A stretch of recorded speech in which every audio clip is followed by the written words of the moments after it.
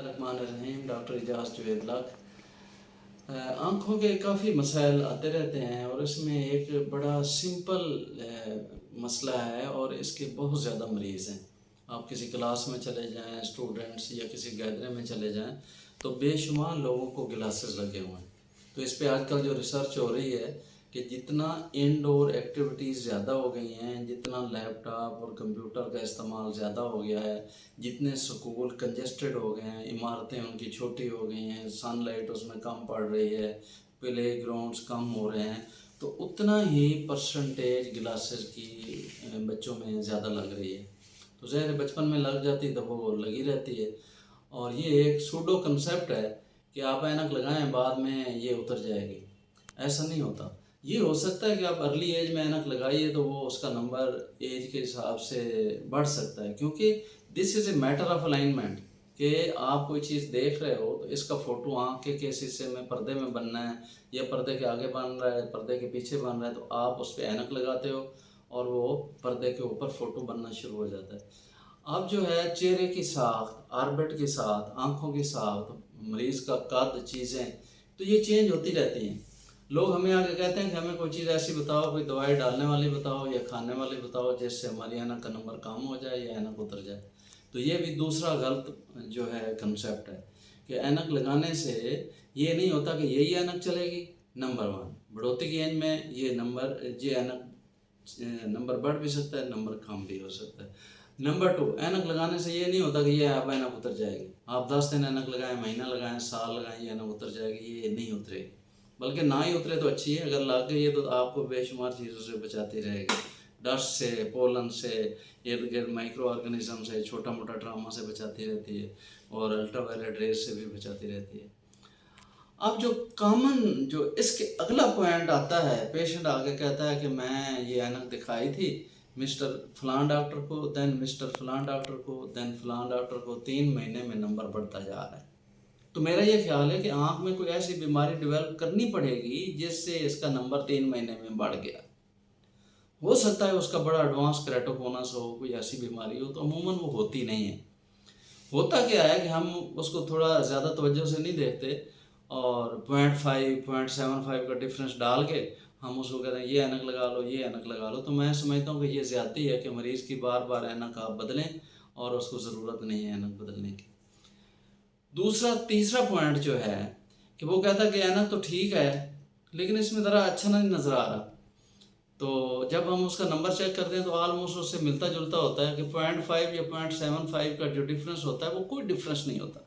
ना परेशान हो ना मायूस हो, आपको 2 नंबर की ऐनक लग रही है, अगली दफ़ा आता है यार ये 2.5 की लग रही है, मैं एक और डॉक्टर के पास गया था 2.25 की लग रही है, तो मैं ये साबित करूँगा कि वो 2 की भी ठीक है और मे बी कि 2.25 की भी ठीक हो, इसलिए कि वो ऐनक कैसी सिलेक्ट कर रहा है और वो ऐनक कहाँ लगाता है और उनकी आँखों का आपस में डिस्टेंस कितना है और ऐनक का सेंटर और आँख का सेंटर सामने है, ये तो चीज़ें देखनी है। या उसका नाक कितना बड़ा है और ऐनक का जो पैड है जो हम ऐनक लगाते हैं, फर्ज करें ये एक ऐनक है, इसका एक पैड है कि ये जब नाक पे ठहरता है तो ये पैड अमूमन ऐनक को थोड़ा सा आँख से दूर रखता है। इसी तरह कुछ ऐसे फ्रेम हैं जिसमें ये पैड नहीं होता, मसलन ये एक फ्रेम है, ये आँख के करीब तक चला जाता है।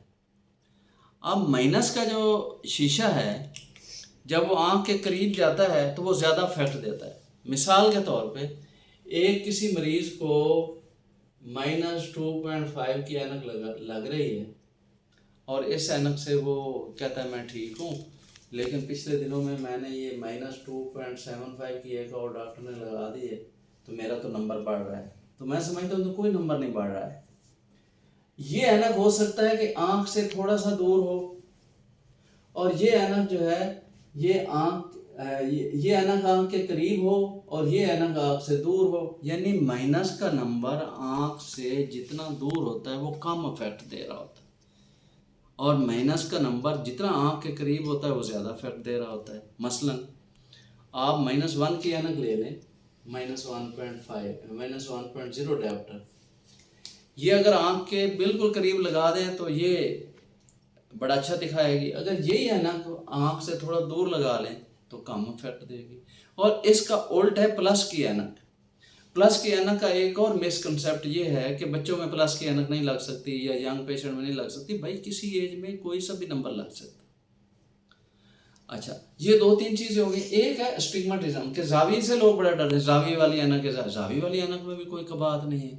अगर आँख का इधर का नंबर, इधर का डिफरेंस यानी वर्टिकल और हॉरिजॉन्टल अगर कोई डिफरेंस है तो उसमें सिलेंडर की ऐनक लग सकती है, तो उसमें कोई हर्ज नहीं, सिलेंडर की लग जाए। लेकिन लगा सिलेंडर का एक्सेस ठीक होना चाहिए और उसका फ्रेम ठीक होना चाहिए। अगर फ्रेम ही इतना लूज है, कभी एक्सेस 180 पे है, कभी एक्सेस 170 पे है, कभी एक्सेस जो है 165 पे है, उसमें भी ठीक नज़र नहीं आएगा। यानी नंबर में कोई कबात नहीं है।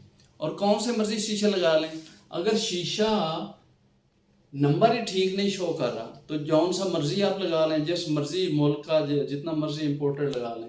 पहली बात तो ये है कि उसका नंबर ठीक होना चाहिए। नंबर 2, उसकी सेंट्रेशन ठीक होनी चाहिए। आँख जो शीशे का, ये फर्ज करें शीशा है, इसका सेंटर में अच्छी वियन होती है, क्योंकि जो भी शीशा बनता है कनकेव है या कन्वेक्स है, यानी प्लस का शीशा है या माइनस का। मसलन ये एक माइनस का शीशा है, कनकेव इसको हम कहते हैं। तो कहते हैं कि दो ये प्रिज्म का मजमुआ है जो एपेक्स टू एपेक्स मिली हुई है। इसी तरह जो प्लस का शीशा है वो कहते हैं कि दो प्रिज्म्स हैं जो बेस टू बेस मिली हुई हैं। ये एक प्रिज्म है बेस के और ये एक प्रिज्म है। तो जितना इधर होगा फ्रेम उतना ही उसमें प्रिज्मेटिक इफेक्ट है। इस तरह जितना इसमें होगा प्रिज्मेटिक इफेक्ट है, और जितनी पावर शीशे की ज्यादा होगी उतना उसमें प्रिज्मेटिक इफेक्ट होगा। इस सेंटर में सही नजर आता है। और ये सेंटर उस वक्त होगा जब आपकी ये आंख है और इसके ऊपर आपने ऐनक लगाई है, वो बिल्कुल उसके ऊपर होनी चाहिए और उसका नाक और उसके सारी फेस की कॉन्फ़िगरेशन के बराबर होनी चाहिए। जौन सा मर्जी आप शीशा लगा लें। मसलन ये ऐनक लगी है तो मेरी आंख का सेंटर, ये शीशे का सेंटर, इस आंख का, मेरी आंख का सेंटर, इस शीशे का सेंटर, और फिर इन दोनों शीशे के सेंटर का आपस का फासला यानी इंटरपपिलरी डिस्टेंस, और मेरी आंख का दोनों का सेंटर इंट्रापपिलरी सेंटर, ये बराबर होना चाहिए। अगर एक बच्चा, अभी आया था एक बच्चा, वो ऐनक लगा रहा है, इतना बड़ा फ्रेम है, और क्या हो रहा है कि वो ऐसे करके ऐनक लगा रहा है और इधर से वो देख रहा है, यानी ये प्रिज्मेटिक इफेक्ट वो यूज कर रहा है। तो हमने कुछ भी नहीं किया, उसको यही चीजें बताई हैं। तो जब हमें उसकी सेंट्रेशन की, ही बिकेम ऑलराइट। इसी तरह ऐसे लगाना है तो इसमें ये आएगा, ऐसे लगाना है तो इसमें ये आएगा। तो आज का जो हमारा था ऐनक से मुतल्लिक, एक तो ये है कि ऐनक का नंबर तो चले ठीक होना चाहिए। दूसरा, एज के साथ नंबर बढ़ सकता है बढ़ोतरी की एज में, क्योंकि इंसान ग्रो कर रहा है। तीसरा कि जो ऐनक लगाई है उसकी सेंट्रेशन होनी चाहिए, आँख की सेंट्रेशन होनी चाहिए।